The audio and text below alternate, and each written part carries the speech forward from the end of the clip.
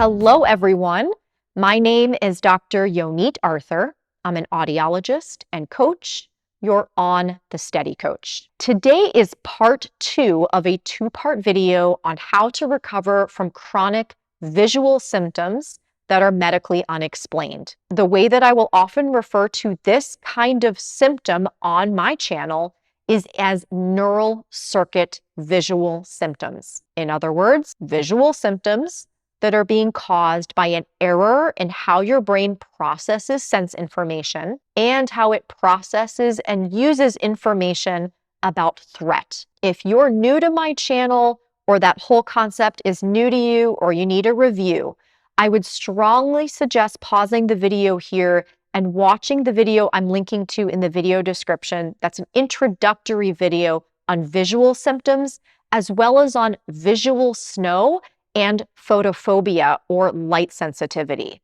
Because in this video, we're going to be talking about those last two, as well as other non-reactive visual symptoms that are neural circuit symptoms. Non-reactive visual symptoms means symptoms that aren't necessarily triggered by something you're doing. They may be there all the time, or they may just be present consistently whenever you do a certain action. For example, light sensitivity. You may always be sensitive to light, so when you go in a light place, you notice your light sensitivity. Visual snow may be present at all times. Noticing trails or general blurry vision. These are all examples of visual symptoms that are non-reactive. And these really require the same approach that I talked about in the first video of this 2-part video, but it's a little bit of a different application. And I wanted to make this video because I get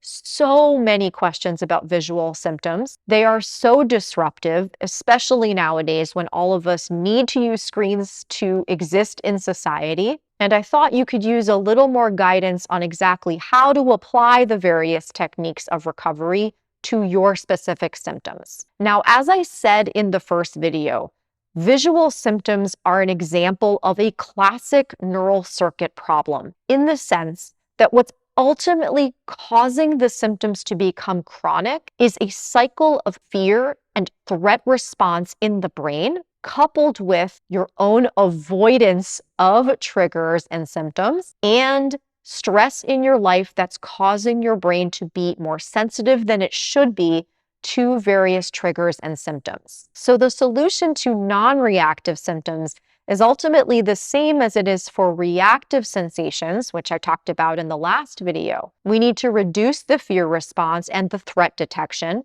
We need to stop the avoidance, and we need to figure out how to reduce the stress that's causing your nervous system to be sensitive. When it comes to symptoms like visual snow and many of these other non-reactive visual symptoms, I think the most important component of reducing the fear and threat response is education. Unfortunately, some symptoms have kind of a darker presence online and in literature than others. You see this with PPPD and MdDS. PPPD, although there are many scary places on the internet about PPPD, is generally considered treatable by conventional medicine. MdDS, on the other hand, has many scary places on the internet and is often considered untreatable by conventional medicine. And the irony here is that the symptoms of these two syndromes overlap so much that you could be diagnosed with one by one physician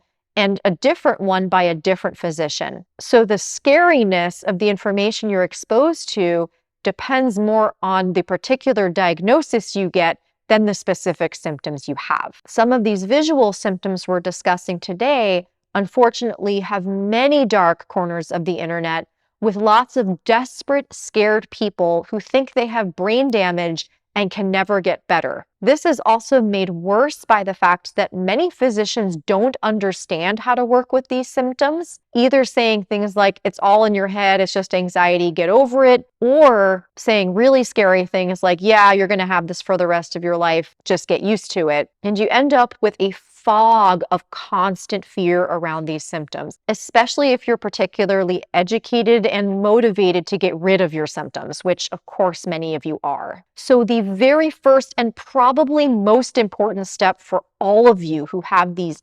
non-reactive symptoms like visual snow, like seeing after images and halos and blurry vision and light sensitivity, is to understand this is really just a brain error. There's nothing actually wrong with your brain. You don't have neuron damage. You don't have nerve damage. And so the most important step for many of you is letting go of that medical paradigm. And one really useful technique you can use right here is to start looking for inconsistencies. Some of you truly have 24/7 unchanging symptoms, but most of you will notice that your symptoms change at various times. In fact, many of you obsessively track when your symptoms change, but you're looking for things like physical triggers. And what I'd like you to notice is times when you've noticed that your triggers are inconsistent, or times when symptom changes are preceded by emotional distress or stress. Not all of you are going to notice these things, and that's okay, but it certainly does make it easier to buy into the idea that this is just a central nervous system problem when you have a list of inconsistencies to look at. The other thing that's going to be really helpful for those of you with these non-reactive symptoms is learning how to do quality control on your thoughts. Often what will happen for those of you with non-reactive visual symptoms is your brain does something that I often think about as a magpie. You know, magpies or ravens. They'll grab shiny objects and make little piles out of them. Well, your brain kind of does the same thing to pull in scary evidence. When you have decided, hey, I have this visual snow syndrome, or I have this PPPD thing and I'm never going to get better, your brain will specifically look for evidence that that's true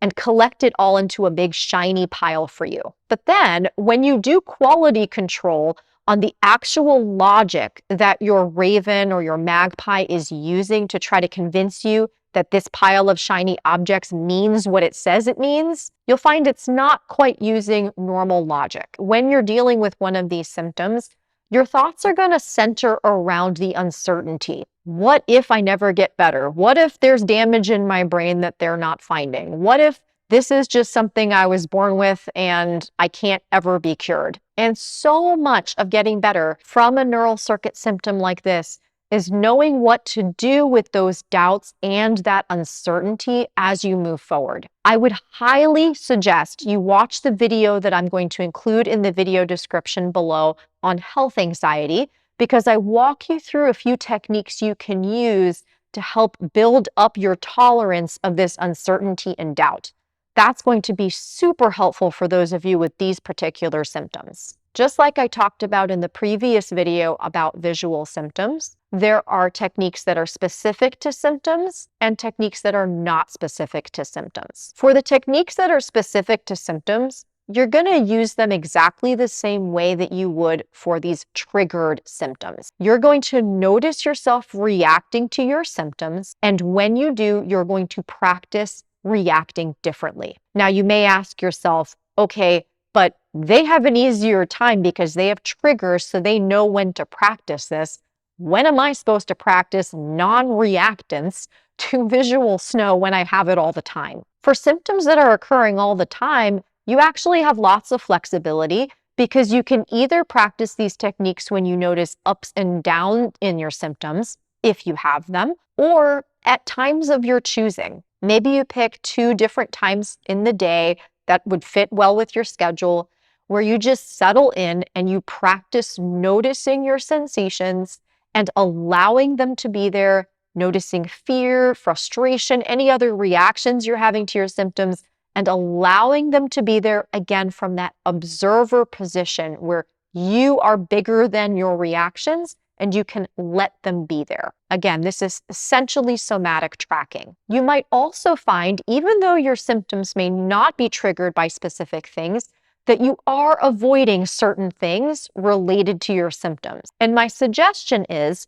just like with the ones that are triggered, you're going to want to slowly re-expose yourself to those things. But it's not about the exposure itself. It's about you teaching your brain that the particular symptom and exposure are safe. I have an entire video about how to approach exposure that I think will be really helpful for you in this context. So again, please see the video description for the video about exposure techniques. Now, finally, I mentioned there are tools that are not specific to symptoms, and this includes the tools that deal with your stress bucket. I reviewed these in more detail in video 1, but these are quite extensive, and the best way to learn about them is to take the free course if you haven't already. Now, I know many of you have already taken the free course, but I'm hoping that now that I've put your specific symptoms in the context of how to address them using the course in this video, you'll be able to go back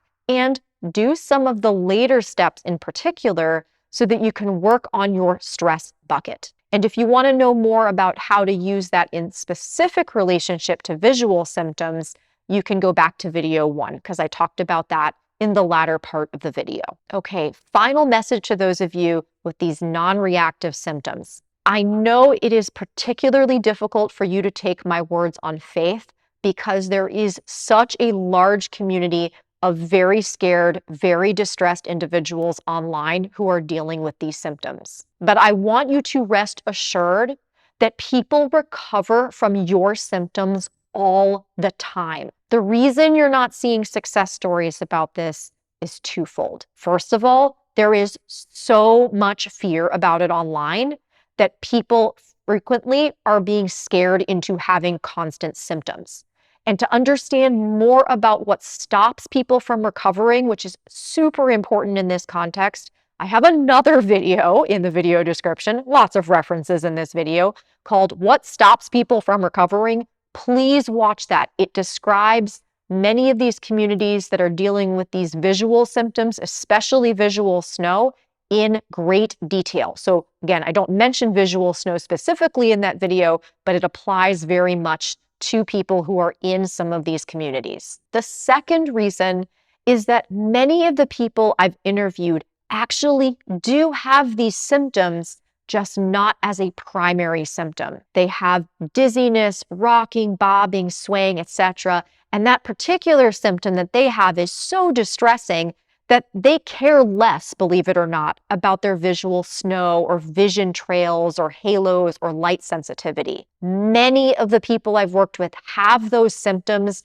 and get better from them. And in fact, get better from them relatively quickly because they're not ultra focused on them. They're focused on the ones that really scare them. Since this is a condition driven by fear, driven by a threat response, the symptoms that you find the most distressing are the ones that are the harder ones to recover from. It doesn't mean you can't recover from them.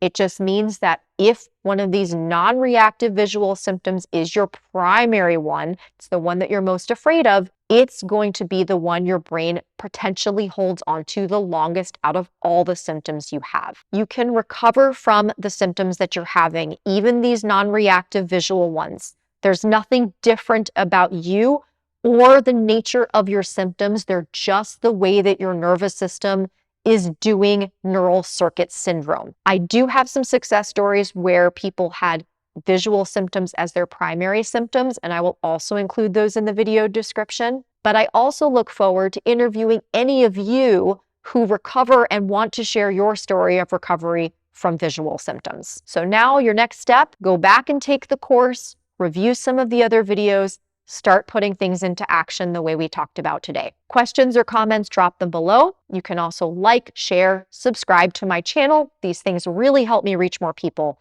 And I will talk to all of you very soon. Take care. Bye-bye.